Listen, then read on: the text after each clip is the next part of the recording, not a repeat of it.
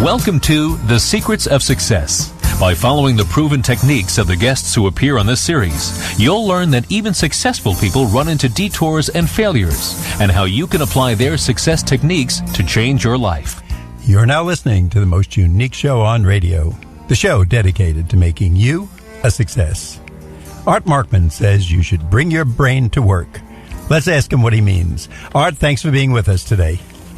Oh, thanks so much. It's great to be talking with you. Now, Art, that's the title of your book, Bring Your Brain to Work, and it's appropriate because you are a cognitive scientist, correct? Yes, that's right. Okay. That's right. So we could dive in if you want to know what cognitive science is. That's what I want to talk about. Identify themselves that way. Yeah, because you started your book by saying the path to success runs through cognitive science. So I better be talking to you. So first of all, tell us what a cognitive scientist is and why the path through success runs through you. Yeah, so cognitive science is the interdisciplinary study of the mind. So if you think about minds and brains, those are probably the most complicated things that we know about. They're certainly one of the last great scientific mysteries. And there's no single approach that's going to help us to understand the way minds and brains work. And so instead, we bring together lots of different disciplines: psychology, neuroscience, anthropology, computer science. And we bring all of these together to really try to understand the various facets of the way that people think. And one of the things that I've discovered over the years in teaching and doing research is that almost everybody I know has a mind, and almost nobody knows how that mind works. And so what happens is we are set free to think for a living, and then we don't learn much about the way that whole apparatus functions. And the more we learn about the way that we think, the more we understand some of that, the results of that science, the better the job we can do of navigating our careers. Sounds like a good explanation. So we know we're talking to the right person. That's the main thing for our interview today. Now, I hope so. Art, you mentioned in your book that the word success, the problem with the word success is that it's a noun. Now, why is that a problem? Well, the big reason that it's a problem is that when you use a noun, then one of the things that you do is to mark the thing that you label with that noun as if it has the essence of that thing. So when you label someone as being a success, you now assume that there's something about them, that they have the essence of being a successful person. And yet, success is actually a verb. It's actually a process that we go through. There are activities we engage in that are more or less likely to make us successful. So, for example, at the open of your show, you talk about the importance of being able to fail. Any successful person is resilient, and they have to learn those resilient strategies. And if you think that success is just who you are, then your failures mark you as a failure, as opposed to your failures just creating an opportunity to learn something new so that you can succeed later.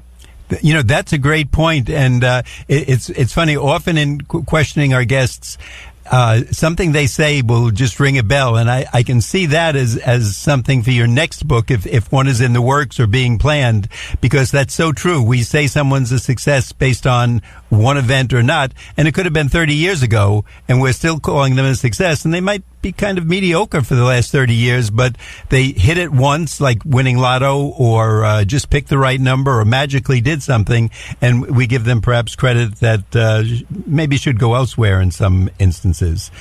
Now, yeah, that's right.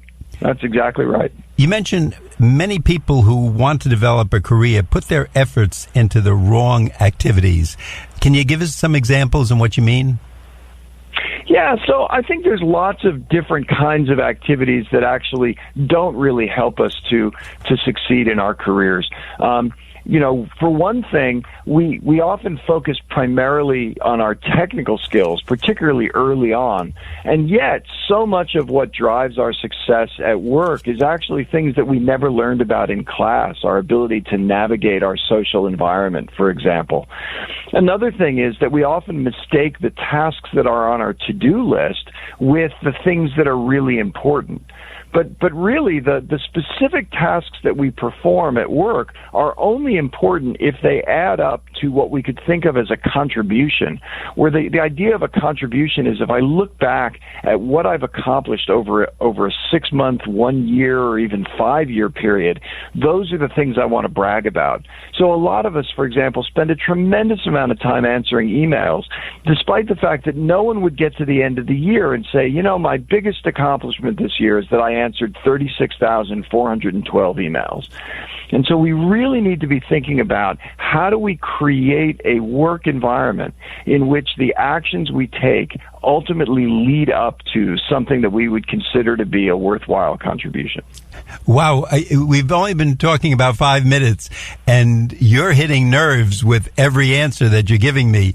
And I mean that in a good way, that you're enlightening us and hitting on points that, we go to school, but what is that going to teach us? What are we going to learn? Where are we going with that information? Now, you mentioned about the job cycle having 3 phases. Can you tell us what they are and why it's important? Yeah, so for most of us with our careers, we have some period of time in which we're looking for a job. Obviously, the first time that we do that, we're looking for a job without having one already. But later in our career, we may decide to start looking for a job while we're already in the midst of working on one. And so that looking for a job piece is one component. The second component is that we have to be successful at the job while we're doing it, which requires lots of skills like being able to communicate effectively and to be able to learn new things and to become a leader. And then, finally, we have to begin to think about this process of when is it time to move on? And by moving on, am I actually changing career paths altogether? Or perhaps I'm thinking about leaving the firm I work for now to work for somebody else.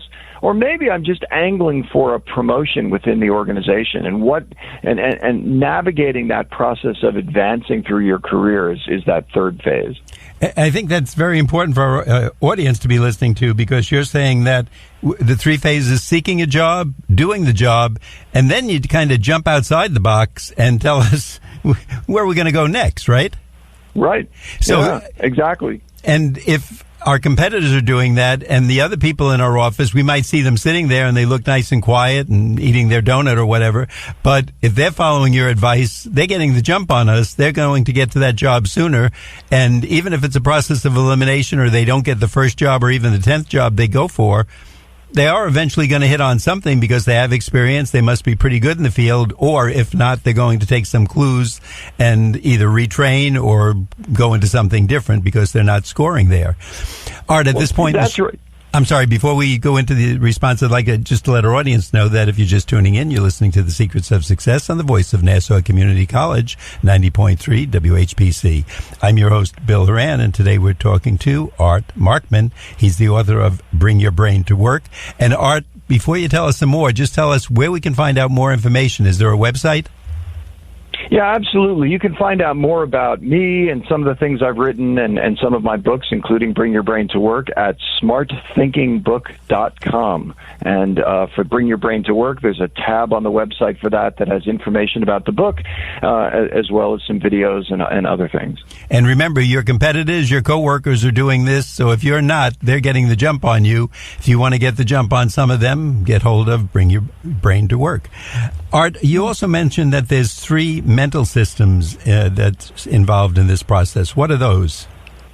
Yeah, so one of the things that I tried to do in order to help people to really think about these aspects of their career is to recognize that you can think about 3 very broad systems that help us to interact.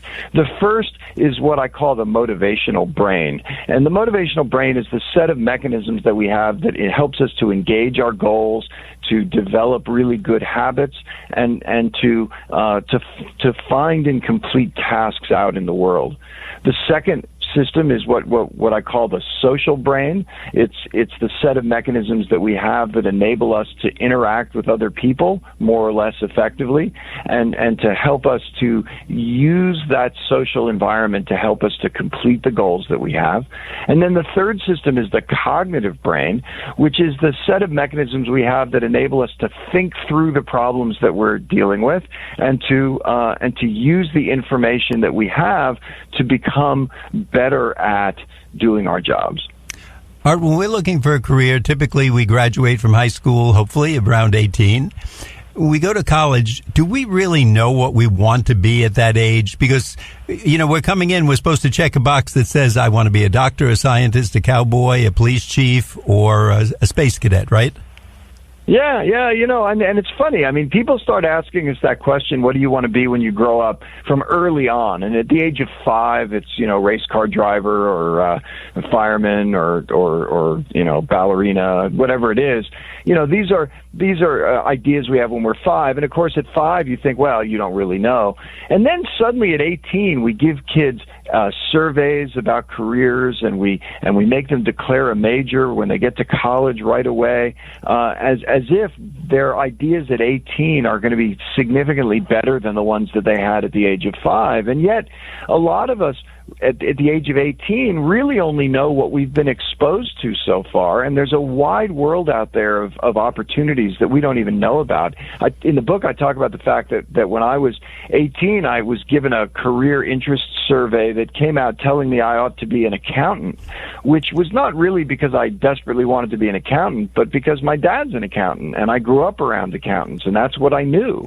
I'd never heard of cognitive science before, and so how could I possibly have known that was something that I would ultimately grow to enjoy? That's what my test said too, Art. Believe it or not, at the end of high school, I was supposed to be an accountant. I said that to my mother, and she said, oh no, they wear big, thick glasses, which I do. But she said, that'll ruin your eyes, so you don't want to be an accountant. So she found another field for me. Let's put it that way. There you go. One of the things we're always told, follow your passion. If you love medicine, if you love numbers, if you like to read, be an English teacher. If you're a numbers person, major in mathematics or something with the sciences. Do you agree with that, or has that changed over the years? I think that advice is really not the greatest advice to give to people, in part because a lot of times what people end up doing is thinking that means I need to enjoy the specific tasks that I'm performing in my job right now, and if I don't love those things, then it's not my passion, and I'm going to hate my job. But in fact, there's several reasons why that really isn't the case. First of all, it turns out people are able to learn to love lots of things that they're doing, particularly if the job itself ends up being something that you can view as a calling. And the idea behind a calling is that the job is something that really serves something greater than ourselves. So we feel like we're accomplishing something that's bigger than just who we are. And if we feel like we can do that, then even if there are particular tasks that may not be ones that we thought we would enjoy, the outcome of those tasks becomes really important for us. And finally, all of us need to really explore our values to understand which things we really care about. Because if the job doesn't enable us to achieve some of those values, then we're going to have a hard time really loving it, even if there are some specific tasks that we think we like. So if we're the kind of person who values tradition, then we want to have a job that allows us to attach ourselves to our community.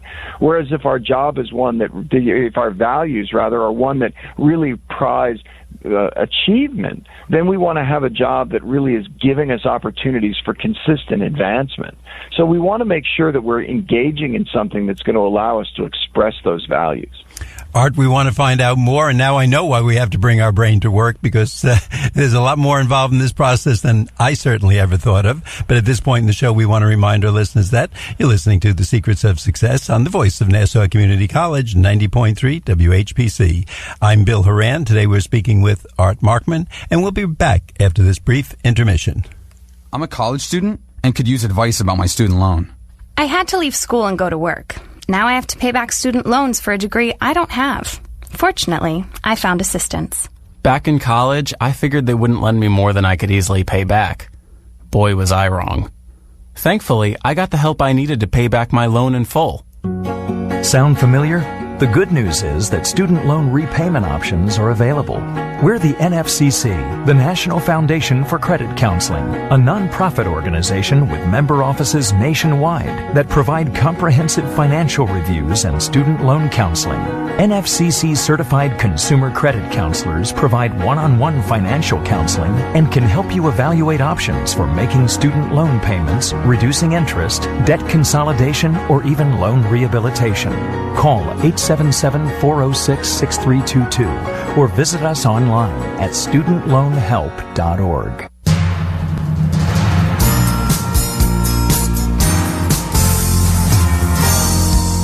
Welcome back. You're listening to The Secrets of Success on the voice of Nassau Community College, 90.3 WHPC. I'm your host, Bill Horan, and today our guest is Art Markman, author of Bring Your Brain to Work. Art, when we're dealing with a recruiter, we go for a job after college and we're meeting up with a recruiter. Can you give us any tips on understanding their mindset and how we can kind of dovetail with them? Yeah, so there's several different things we can do, and I think it starts with recognizing that part of what you're trying to do is actually to pay attention to what recruiters are doing, rather than just focusing on treating the entire job process as if it's an exam. So we're really trying to make sure that we present ourselves well, but also that we understand what it is that recruiters and hiring managers are trying to accomplish. So, for example, the first thing we want to do is to recognize that we have to make sure that when we present our materials to companies, that we start by not giving them any easy reason to reject our application. Because the first stage of making a decision is all about rejection. Because, if I have a whole stack, whether it's a physical stack or a virtual stack on a website of resumes, the first thing I need to do is to narrow that down to a manageable number. And so I'm going to be looking for any good reason to get rid of somebody. And so you want to pass that stage, so that then you move on to the stage in which people are looking for those individuals they actually want to spend more time with. And so you don't want to give them any good reason to reject you. Another thing that's interesting is something that's called the presenter's paradox, where a lot of times when you're putting your materials together, you think to yourself, you know what, I should just include anything about myself that's really good. But the fact is that the way that you're being evaluated is that the recruiter is actually averaging the goodness of everything that you put on your resume. And so if you have something that's good but not great, suppose you got honorable mention in a competition, maybe you might think, oh, I should include this, but maybe you shouldn't, because that isn't really saying you won the competition. You got honorable mention, and so you don't necessarily want to put something on there that's going to lower the overall average rather than bringing up that average. So those are a couple of things you can do to be mindful of what recruiters are doing when they're evaluating you. Now, I think I read in your book that most people during their work lives, and that's kind of the years post-college to about the early 60s in point of age, had 11-plus jobs, 11.3 or 11.5, something like that. Now, is it good or bad? I know in one era people used to say, oh, you don't want to go switching jobs too often, you look like a job hopper, etc. But today, is it better to move around as the market changes and as our passions and interests change? Or is it better to hang in with one place? What's your advice for that? Yeah, so clearly there's a lot more movement than there used to be. And so there's certainly no stigma attached with choosing to work for several different firms. In fact, I think a lot of companies now are assuming that a certain number of employees will leave. And in fact, there's now a term called the boomerang employee, where you get somebody who leaves a firm and then later comes back to work for them again. And so companies really are willing to look at people who left them at one point to take them back. So I don't think there's a stigma associated with it. I think the big thing is to be focused on the willingness to move on to another firm at the point where you feel like you're not growing anymore in your job. So early on in any job you take, there's probably a lot that you need to learn in order to be able to do it successfully. And the best firms are ones that expect you to grow into the job as you have it, and in fact encourage you to do that and teach you things along the way. At the point where you realize you're really not learning anything anymore, that's the point at which you should be looking for a different job, which could be within your firm. But the thing is, the higher up you go in any organization, the harder and harder it is to stay with that company, because there are just fewer and fewer higher level positions within the organization.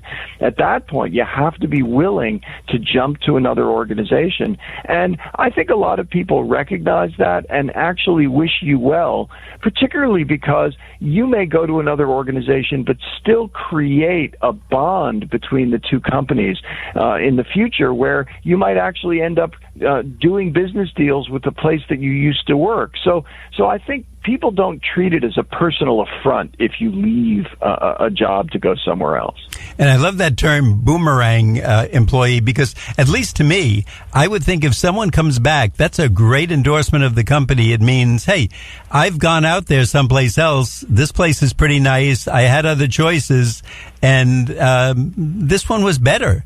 So I would think that's an endorsement of the company you come back to. Is it looked on that way, or am I missing something? No, I think it absolutely can be looked on that way. And on top of that, if you've gone to a competitor for a while, you're now coming back to the company with knowledge, inside knowledge about how the competition is doing what it does, which can be an additional value. That's my new goal. I want to be a boomerang employee now. I think that's something we should all take note of and actually perhaps play up, because I think for many reasons, you and I both agree that's an area to consider. We hear a lot about the word aligning our values. First of all, can you tell us what that means? And is that really important, or is that just one of those nice business buzz sayings that'll disappear a year from now? Yeah, it actually, I think it is quite important. There's a lot of work initially done by a researcher named Shalom Schwartz, who has identified a universal set of values that people engage in. And there's about 10 on that list. And they include things, as I mentioned earlier in the show, things like achievement and benevolence, tradition.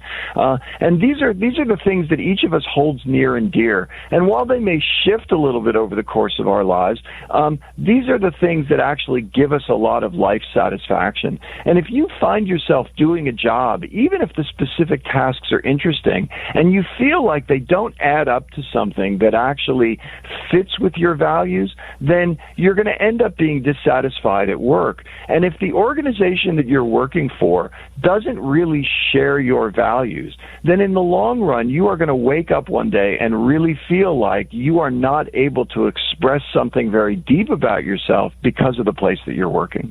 Art, I'd just like to remind our audience that if you're just tuning in, you're listening to The Secrets of Success on the voice of Nassau Community College, 90.3 WHPC. I'm your host, Bill Horan. Today we're speaking with cognitive scientist Art Markman, and he has written a book called Bring Your Brain to Work. Art, would you tell us where we can get the book and the website where we can learn more? Sure. The book is available wherever books are sold, so places like Amazon, Barnes & Noble, and a lot of your local independent bookstores. And you can find out more information about the book, as well as places that can be ordered online at smartthinkingbook.com. And for our audience, if you missed part of the show, or you said, gee, I wish my son, my husband, my wife would listen to this, you can hear a replay on nccradio.org. If you go to nccradio.org, look for The Secrets of Success, go to podcasts, and you can listen to this show and any other past show, but it's always a chance you missed something or maybe didn't catch a part of the show. Get back, hear what Art has to say, and go out and Bring Your Brain to Work, and watch your scores go up with recruiters, and watch that income go up. Art, there's one particular suggestion you make in your book, and I thought this was great. You said, what would you regret not doing? Where does that come into play? Because I think all of us look back at a certain age and say, gee, I wish I went for that promotion, or I wish I, risked taking that job in another state. At what point do we ask ourselves that question? Yeah, so one of the things we have to recognize is that when you're young, you tend to regret the actions you've taken that went wrong rather than the actions you didn't take. And that's because when you're young, you feel like there's still time for me to do all these things that I haven't yet done. But as you get older, you begin to realize that there's less and less time for you to accomplish things that you haven't done, and you begin to regret your inactions, the things you didn't do. And what's lovely is that each of us has a capacity to pretend as that we're looking back on our lives and to ask ourselves, what do I wish I had done?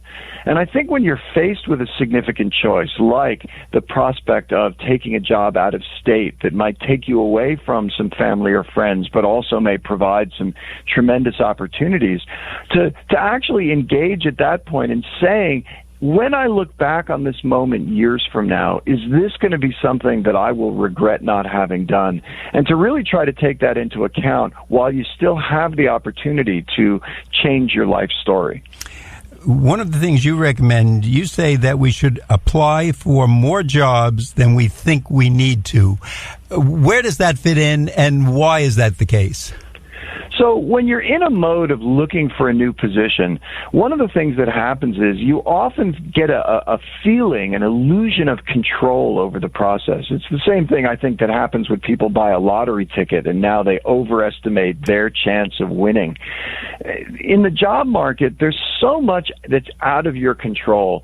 Firms may advertise a position because they already have somebody in mind for it. There may be all sorts of other things that they're looking for that you're unaware of.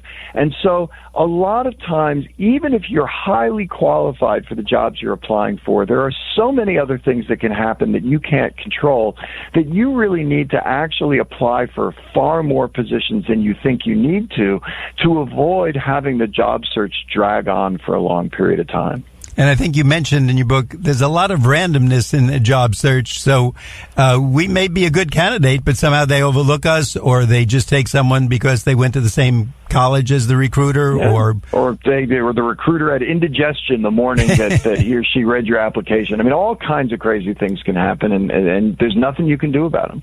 Take the recruiter some donuts so they're not suffering from that burrito they had last night for dinner. Art, we want to thank you for your great tips. Once again, tell us that website.